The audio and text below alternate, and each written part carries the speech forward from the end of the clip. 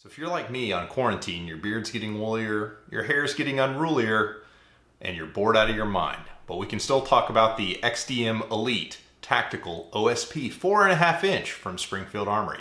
Are you ready? Stand by.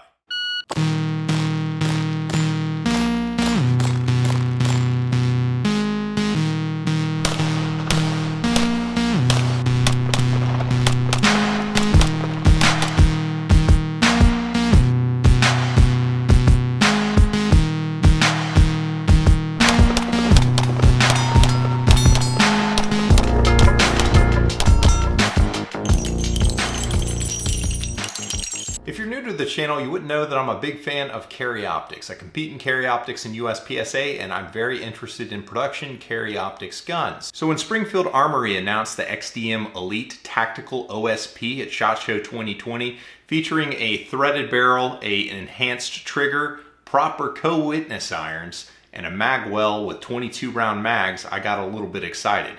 I reached out to them and they were kind enough to send this to me for T&E. So as a competitive shooter in the past, every XDM I ever encountered generally had a PRP aftermarket trigger, and one of the big differentiating factors about this model from previous XDMs is the new meta trigger, which is supposed to be enhanced from what the old triggers were. Now, I don't know what wizardry was involved in improving this trigger, but I do know that the shape of the trigger is different. It's more of a flat face styled trigger. And when it came out of the box, it was about a 5-pound break, but through shooting it and letting it fire fit, that pull weight dropped to about 4 pounds within 500 rounds. The other big change is that the magazines that came with the gun were set up for 22 rounds and this Magwell that you see here.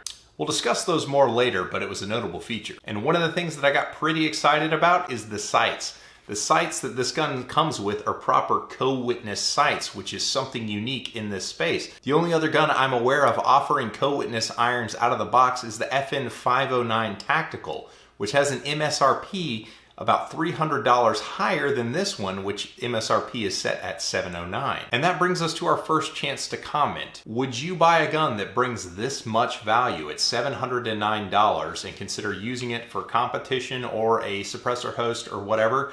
Let me know in the comments below. The other features they're boasting is enhanced slide serrations, which they're bigger, wider serrations than there were in the past. They do their job, but they aren't particularly noteworthy, but there's nothing to cry about. And we have full ambi controls, so lefties can pretend to be like real people and operate the gun with controls on their side of the pistol. And this model comes in FTE with black controls, which is a pretty sharp color combo. So does this gun deliver? Is it a suitable competition gun out of the box? These are some of the questions we're going to answer and more in the coming review. So the XDM Tactical OSP right out of the box shoots fantastic. The shape of the grip, the shape of the trigger, how the trigger breaks, all the controls being the size and exactly where you would want them to be. It is a very ergonomic pistol right out of the box, and it did not take very long for me to adapt my Glock shooter's grip to shoot this pistol fluently. And the quality when you actually just hold the gun and take hold of it is evident because the polymer uses large ridges to let your flesh sink into the serrations on the gun. It adds rigidity to the frame, which makes it feel harder than your typical plastic frame. And the full steel guide rod that they have just makes it feel like the slide is almost on ball bearings with the longer slide rails inside the frame. Most polymer guns, when you cycle to action, you can feel the coils binding on whatever chintzy guide rod they have in there. But this particular model, when you actually run the action, it feels almost like a low-end 1911 as far as slide on frame fit is concerned, which is a big improvement over most polymer service pistols. And part of that quality feel comes from just how heavy the gun is. It tips the scales unloaded at about 30 ounces, which is a bit of a heavy weight for a polymer gun. But most of that weight does live in the slide. But despite all that top heavy weight, using the Mantis X10 Elite recoil meter, the angle of muzzle climb is roughly the same as my Gen 5 34 in its stock configuration.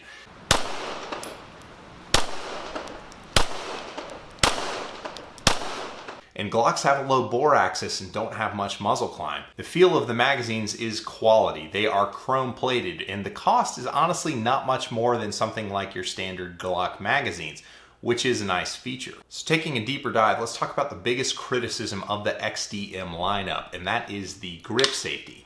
Many people do not favor grip safeties on self-defense or service weapons. It's perceived as additional mechanical complication and a potential failure point, and absolutely everyone knows a guy who was in some super secret ninja self-defense class running it hard and tried to shoot it and couldn't get the shot off, and the entire Western civilization was killed in the streets. So I tested this both in dry fire and in live fire at the range, trying to figure out how little I could engage this safety and make the gun go off. So what I found, short of intentionally grabbing below the grip safety to where I can barely reach the trigger, I couldn't make the gun go off.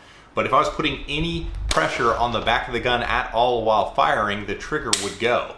The design of the grip safety is such that it's hard not to engage, it's almost intentional. And to test this further, I got my wife to pick this up and try and dry fire it as quickly as she could to see if she would miss a grip and not hit the grip safety. But lo and behold, every single time she was able to make the gun release the striker as well. And the more time I spent with it, I honestly moved from a negative to a neutral / positive. Some people are installing those striker control devices on their Glocks for safety when reholstering. And with the grip safety, you can actually reholster by putting your thumb on the back plate and not on the back strap and guiding it into the holster, which minimizes the risk of an accidental discharge. So the more I shot with the grip safety there, the less I found it to be a factor. One thing I don't like about it as a competition shooter is on a detail strip, it adds complexity, more parts, more punches I would have to deal with. But that's not the end of the world. As far as the ergos of the grip are concerned, people with medium or small hands are going to have an excellent time and an excellent trigger reach getting on that trigger.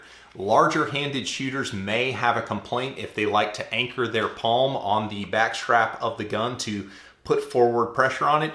Because of the grip safety, the back straps are abbreviated, so they don't necessarily increase the length of pull. However, the back straps are designed very well so they don't make the grip angle feel all wonky like the P10F did that we tested a while back. And the grip texture is actually outstanding. It uses these very large ridges that your skin kind of flows in between and locks in when you use a firing grip on the pistol. And I would find at longer range sessions of about 200 rounds, the skin on my hands would be a little bit tender from gripping the pistol and having it recoil. But even if the grip is wet, you still find excellent purchase on the gun, which is a fantastic upside. This type of grips texture does not affect your skin if you were to wear it in like an inside the waistband holster. This is not going to rub you raw like some of the super aggressive textures that are on other polymer service nines. And since the baseline magazine tube is 19 rounds, it makes the grip very tall. So for people with wide palms like myself, there's plenty of space to get a good grip on the pistol, and there's no likelihood that you would pinch your hand on reloads. And moving up to the trigger, the ergos on the new trigger shape are very nice. There is a slight ridge in the face of the trigger, but it's not quite like a Glock that kind of hits you in the center of the pad where you can kind of steer it offline, but it does act as a nice memory bump when you're trying to eke out extreme accuracy and pull the trigger straight to the rear. And the actual trigger quality is pretty good, especially once it's been shot in. As I mentioned, this is pulling at about 4 pounds after about 500 rounds testing the gun. And the trigger character is such that there's a little bit of pre-travel where you get on the trigger enough to depress the trigger blade, then you start to hit a wall, and it's a very smooth wall that you kind of roll through. It's not a hard wall like glass breaking, but you kind of roll through it. And that's going to be called creep on most striker guns because it kind of feels like stamped sheet metal rubbing against stamped sheet metal and lots of friction there. This is actually very smooth. It's almost like a, I won't say a revolver because it's not a revolver, but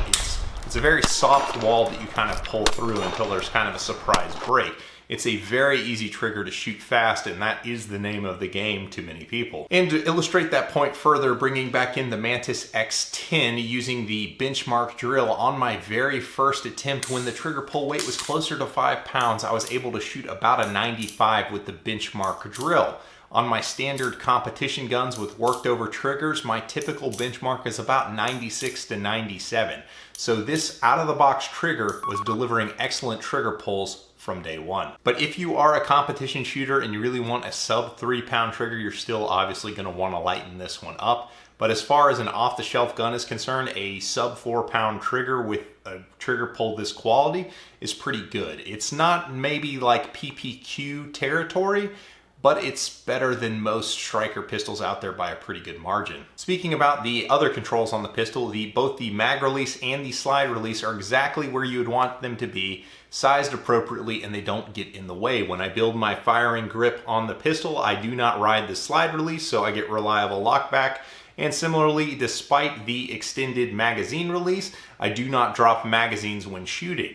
But when I want to drop mags, I don't have to break my grip to get magazines to drop free.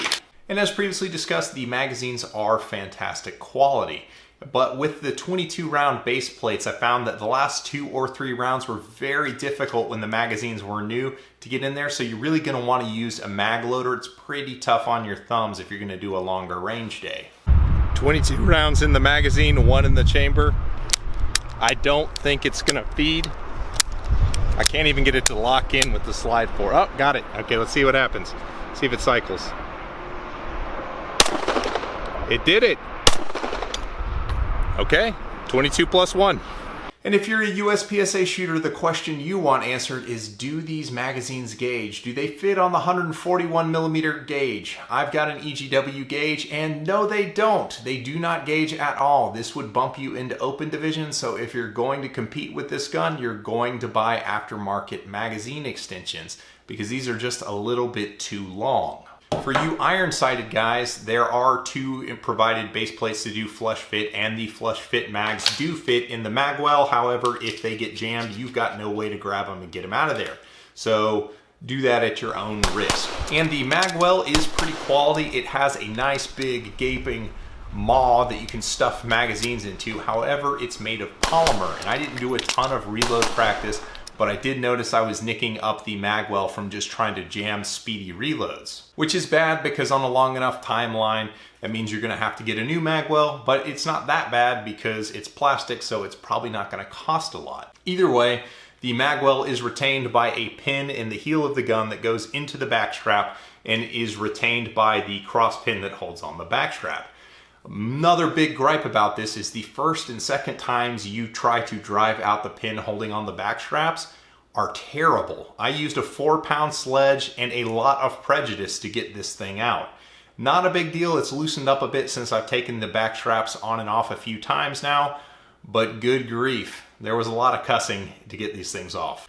And the Magwell is obviously not gonna work in USPSA, so you are gonna have to take it off if you want to compete with it. The Magwell seems a little bit too tall given the suppressor height sights on the gun to fit in the IDPA box, but I'll admit I haven't kept up with the IDPA rule set and how they box the Carry Optics guns. So maybe the Magwell works for IDPA, I honestly don't know. The slide serrations, as I mentioned, are very easy to get a grip on and run the slide. You can use the rear sight as a slide racking device if you want. I didn't do a ton of holster work with this, but the finish has held up well, better than I would have expected for the amount of holster work I did do. And the sights out of the box, this is a welcome change. I didn't need to send Dave Dawson a check for proper co-witness sights. These sights are fantastic. They are blacked out with serrated faces that are exactly what you would want for co-witness irons. On the Holosun, these are about lower third co-witness, just like you'd want. I'd imagine with the Delta Point Pro or other thicker bodied optics that these sights would be a little bit short, and due to the fact the OSP basically holds the optic on the top of the slide pretty much flush, if you did go with a thick bodied optic and wanted co-witness irons, the sights would get ridiculously tall. And that brings us in to discuss the OSP optic mounting system. Now, this gun is different from other guns as there are 3 screws that retain the optic plates. There is a very positive male-female interaction between the plate and the slide, but the plates are very thin and probably only provide about 3 or so threads of engagement with the screws securing your optic. And 3 optic mounting plates are provided in the box. They don't say in the manual or on the website what those are, but I can tell you that it does accept the Delta Point Pro footprint and the RMR footprint. I'm assuming that the third footprint is one of the Vortex footprints, but I don't know. As per always with optics, you're going to want to use blue Loctite and a firearms accurizing torque wrench like the Wheeler Fat Wrench. If you're screwing around with optics and you're not using a fat wrench, you are wrong. You are playing with fire before you have your first sheared screw or an optic come loose. So check out the link in the description and get you one. Now, some other features are they have a loaded chamber indicator that pops up on top of the slide and a striker position indicator on the back plate. I don't really care about these features, but they don't really get in the way, so I don't really notice them. So final impressions, I actually really like this gun, like a lot. Off the shelf, this is a pretty great carry optics gun. All you gotta do is lose the Magwell and mount your favorite optic. The trigger is more or less good enough. I could see once mastering it, maybe wanting to go lighter on it just to get extreme accuracy from the thing, but it's really not bad. I imagine as I shot it more, the trigger pull would reduce in weight even further. And since it's not a new offering, it's not an all-new gun, it's just a new variant of an existing gun, the existing holsters, as long as it can accept suppressor height sights and a threaded barrel, will work with this particular gun. So if you're looking for a range gun that you can use as a suppressor host or mess around with comps or anything like that, this is a pretty strong candidate right out of the box. And I think it would be a great pistol due to the match barrel for USPSA or IDPA competition. So I was quite taken by the pistol, and I really appreciate Springfield sending it to me to let me check it out. I think you'd probably like it too. There's a lot to like about this thing, especially tipping the scales at a $709 value. And that's what I've got for you guys. As always, I appreciate you watching. Take care, and I'll catch you on the next one. Thanks, guys.